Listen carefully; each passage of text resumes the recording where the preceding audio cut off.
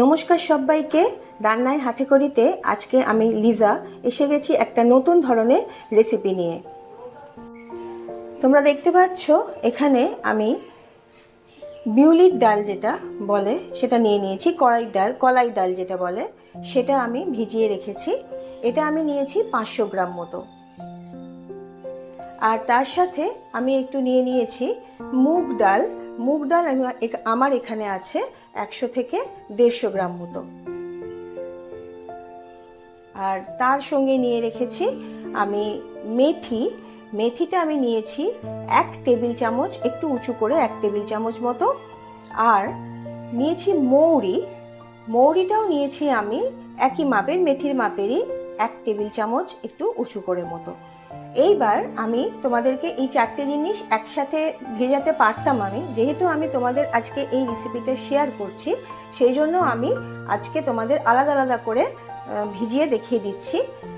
আমার এখানে কড়াই ডাল আর মুগ ডাল আর এখানে মেথি আর মৌরি, এই 4টেকে একসাথে ভেজালেও কোনো অসুবিধে হবে না। আমি তোমাদের দেখানোর জন্য শুধুমাত্র আলাদা করে ভিজিয়েছি। বাটার আগে এটা আমাকে বেটে নিতে হবে, মিক্সিতে আমি পেস্ট করে নেব। পেস্টের আগে আমি সব কিছু মিশিয়ে নেব। আলাদা করে পাত্রে ভিজিয়ে রাখা সমস্ত উপকরণগুলো আমি একটা জায়গায় নিয়ে নিয়েছি। এবার আমি এগুলোকে একটু মিক্সিতে পেস্ট করে নেব। পেস্ট করার জন্য আমি নিয়ে নিচ্ছি। খুব বেশি পাতলা হবে না আর একেবারে মিহি হবে না।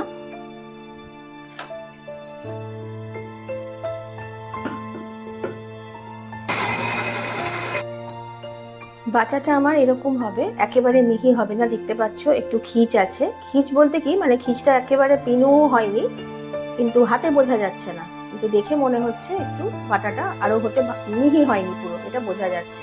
এইভাবেই বেটে নিতে হবে।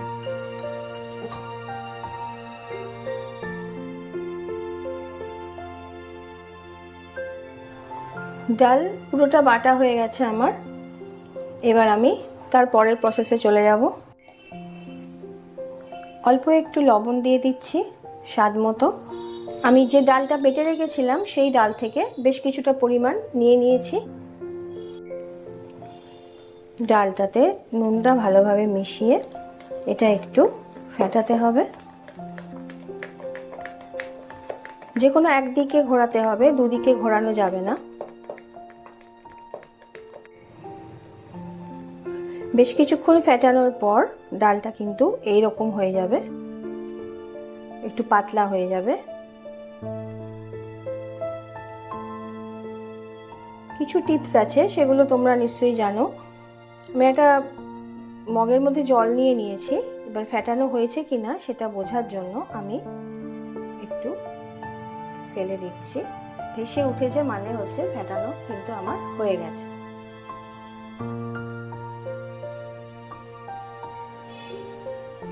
কড়াই বসিয়ে দিয়েছি, কড়াইতে রিফাইন্ড অয়েল দিয়ে দিচ্ছি। তেলটা গরম হওয়ার জন্য গ্যাসের ফ্লেমকে আমি হাই করে দিয়েছি। তেলটা গরম হয়ে যাওয়ার পর যখন বড়াগুলো আমি ছাড়বো তখন গ্যাসের ফ্লেমটা মিডিয়াম রেখে দেবো। তেল গরম হয়ে গেছে, এবার আমি তারপরে ছেড়ে দিচ্ছি।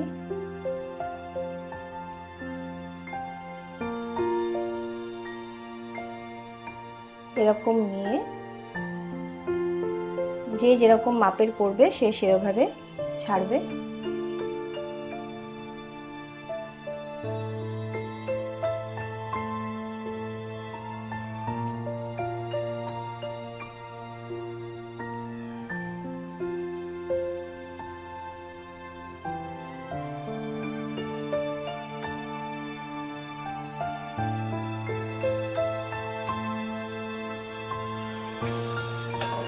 ভাজার সময় তোমরা কি করবে, পাশ থেকে একটু তেল এর মধ্যে দিয়ে দেবে, তাহলে আর উল্টানোর সময় গায়ে লাগবে না।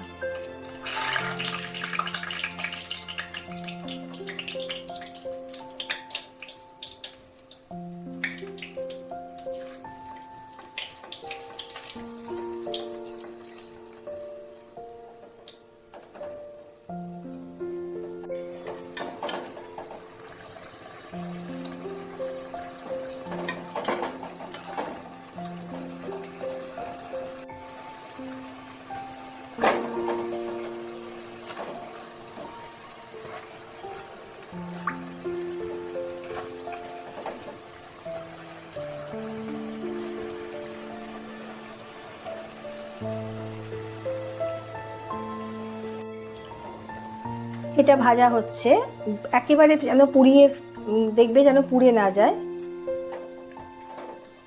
দরকার হলে গ্যাসের ফ্লেমকে একেবারে সিম করে দিও। এবার আমি এইটাতে একটা বাটির মধ্যে একটু জল রেখেছি, জলটা একেবারে অল্প করে গরম করে নিয়েছি। এর মধ্যে একটু অল্প করে নুন,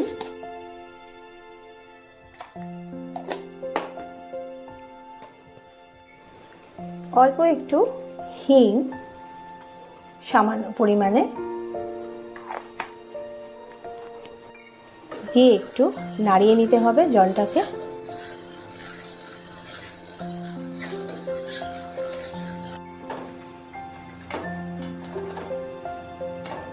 এবার ভাজার পর আস্তে করে জলের মধ্যে দিয়ে দিতে হবে।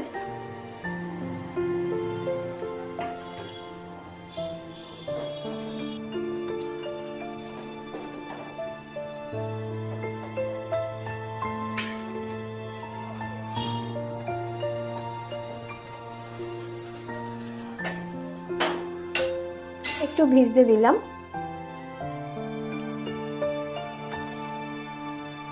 একইভাবে আবার দিয়ে দিচ্ছি।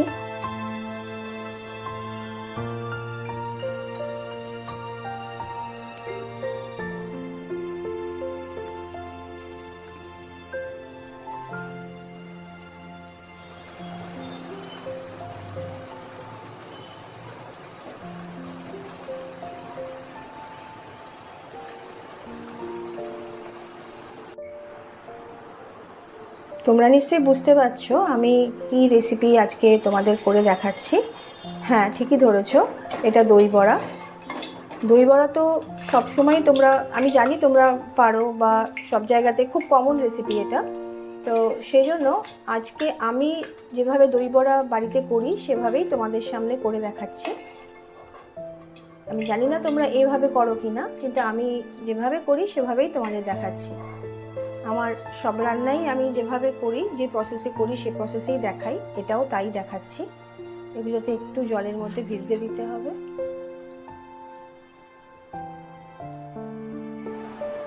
এগুলো নরম হয়ে গেছে।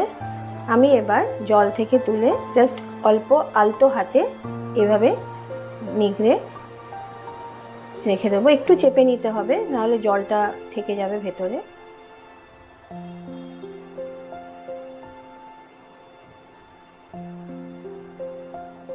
ফ্লপি হলে আর নরম হলে অটোমেটিক কিন্তু নরম হয়ে যাবে। আর দেখো একটু জল যেই আমি চিপছি সাথে সাথে কিন্তু ফেটে যাচ্ছে, এতটাই নরম হয়েছে।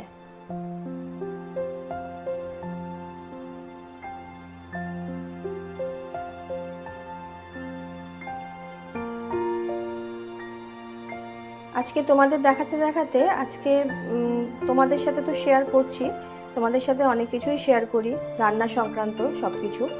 আজকে এটা দেখাতে দেখাতে আমার একটা কথা মনে পড়ে যাচ্ছে। আমার শ্বশুর মশাই কিন্তু আমার হাতে দই বড়া খেতে খুব ভালোবাসতো।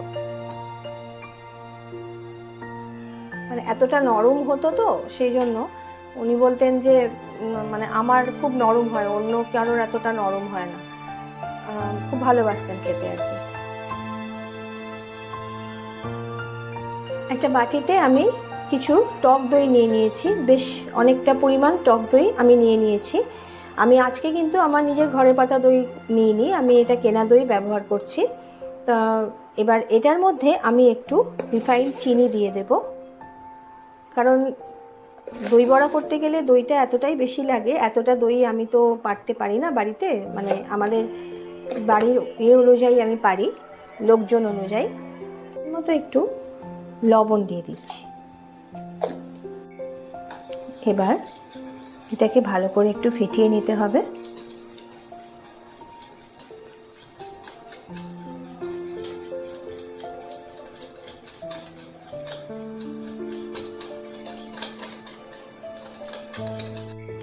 এবার আমি জলে ভেজানো বড়াগুলো এর মধ্যে সাজিয়ে নেব।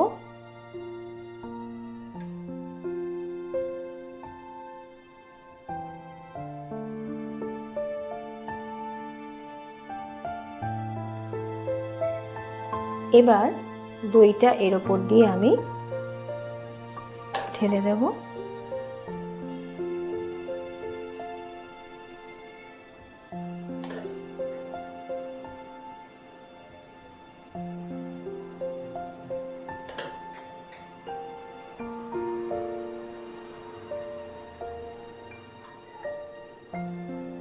আমি দইয়ের মধ্যে কিন্তু শুধু নুন আর একটু অল্প স্বাদের জন্য একটু চিনি দিয়েছি।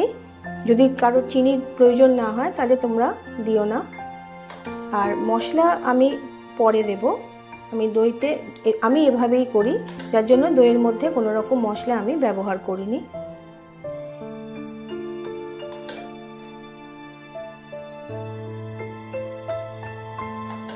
এবার আমি এর মধ্যে দিয়ে দিচ্ছি বিট নুন, ব্ল্যাক সল্ট যেটা।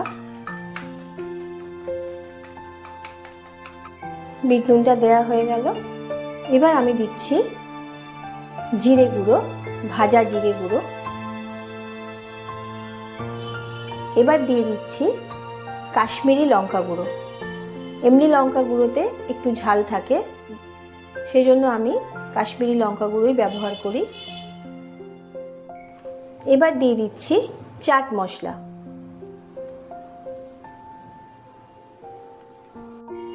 এবার দিচ্ছি তেঁতুলের চাটনি।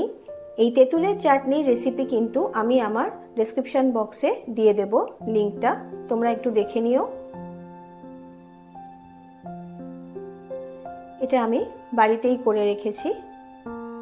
আমি আগেও বলেছি এই তেঁতুলের চাটনি কিন্তু বিভিন্ন জায়গায় ইউজ হয়, তার মধ্যে দই বড়াতে ভালোভাবে একটু যায়।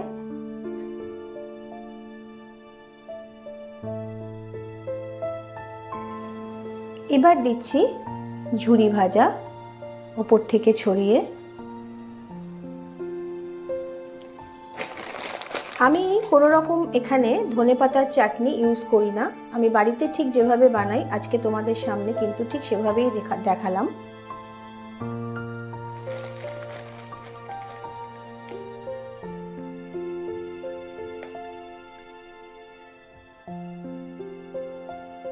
এই হয়ে গেল আমার দই বড়া। আজকে রেডি হয়ে গেল দই বড়া।